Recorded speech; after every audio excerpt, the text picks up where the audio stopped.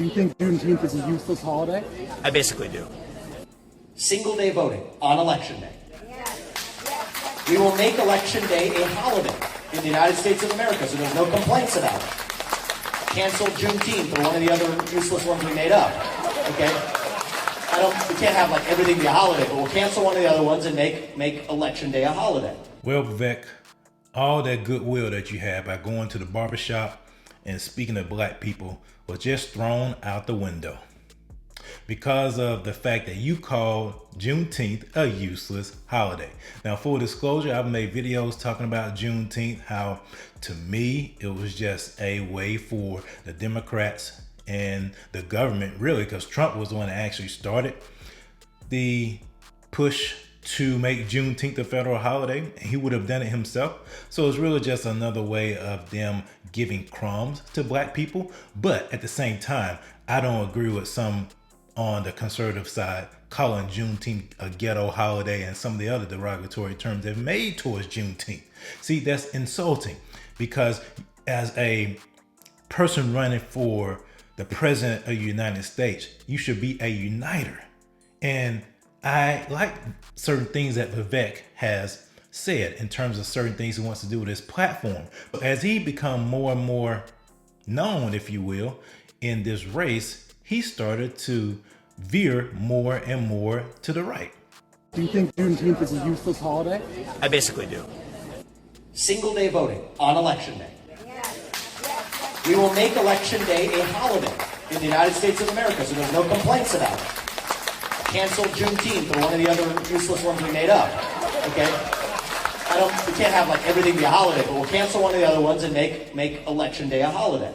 And it's funny that he said this in the audience. He said that because he knew he would get the reaction that he was looking for. And it's sad because just 2 months earlier, he was singing a different tune. Scenery. It's the vision of what this place can be.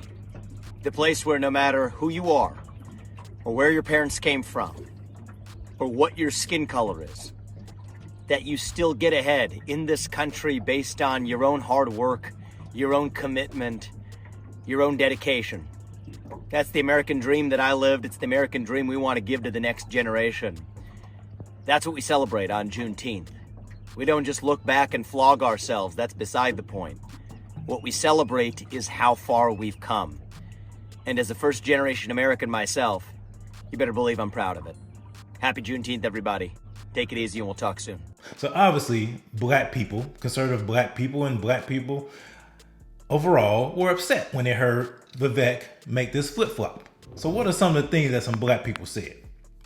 So first person, for example, I want to talk about let's look at Isaiah Washington.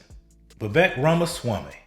I am not Don Lemon, and I'm not ever going to be fired again for disagreeing with point of views like yours, especially your point of view regarding removing Juneteenth as a federal holiday. You out of pocket, sir. Keep Juneteenth out your mouth. Wow. That's just the beginning of these responses. Enjoy your 15 minutes because you will never be the president of the United States. Your fellow Asian American vice president of the United States messed that up for you regarding so-called black peoples in America, as well as you giving dog whistles out against Juneteenth. Now see, that's where you messed up, homie. You're a fake, a phony, and a fraud, man. And I'm happy to defend and debate you on the importance of the second Independence Day called Juneteenth anytime and anywhere. I see you. And see, that's what Vivek did. That was a dog whistle. It was because he only said that in the room that was comprised of people that do not look like he or I. Let's just be real about it. He said that because he felt comfortable saying Juneteenth. Why didn't he say Columbus Day in that room? And see, that goes to show another thing too. I am married to a Pakistani, so I know the sensibilities of the Asian culture. And I know how Indians view black people, in particular black men. They view them as substandard, as beneath them. They have that same mindset as the colonial British. Indians do not, for the most part, marry black people. I'm just being real. You hardly ever see an Indian man or woman marry a black person. You want to know why? It's because they don't see black people as their equal. They don't. It's sad that they don't.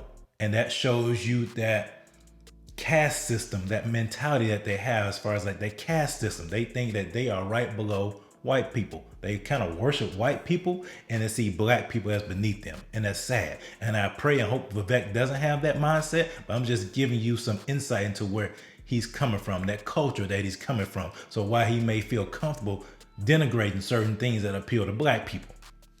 So let's see what some of the other stuff that some of the other people said. Here's Anthony Brian Logan. Trump is the one who proposed Juneteenth become a federal holiday. If he won in 2020, his administration would have enacted it instead of the Biden administration, like I said before. The same talking heads who were calling to cancel it would not be doing so if that happened. Right on, brother. Right on. But you do have some black conservatives coming to Vivek's defense, namely Kathy Barnett, who ran for Senate in Pennsylvania, and she's helping out with Vivek's campaign. Dear black people, Juneteenth is a trinket. It's not real. We didn't win anything. It's like a broken piece of glass on some shiny rocks. If you were broke before the white man gave you this superfluous holiday, you were still broke afterward.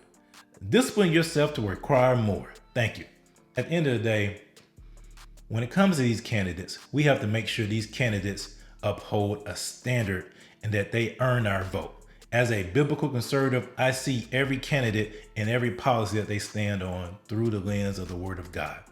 Will they promote policies that encourage productivity from people? Will they promote policies that encourage freedom of expression, freedom of religion, life?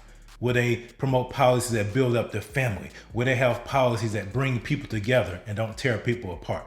Vivek, you had a misstep here, brother. You really did. And I think this misstep is going to cost you, because what it has revealed to a lot of people is that you may not be as authentic as you want to come off. I hope I may be wrong. I really do, because you brought in a breath of fresh air to this campaign, the way you've gone around and spoke to different audiences. Now people are taking a second look like, maybe he's just doing this for publicity. Maybe he's not doing it just to be president. I don't know. I can't look into the man's heart. All I know is when you talk like this in an audience like you did, then you are signaling a certain sensibility when it comes to black people. And you have to be fully aware. In order for the Republican Party to win, they need the black male vote. Black men are wanting to vote for Republicans. They're wanting to pull for conservatives. But when conservatives do this stuff right here, they don't want to do that because they're tired of being told that they are victims. They are.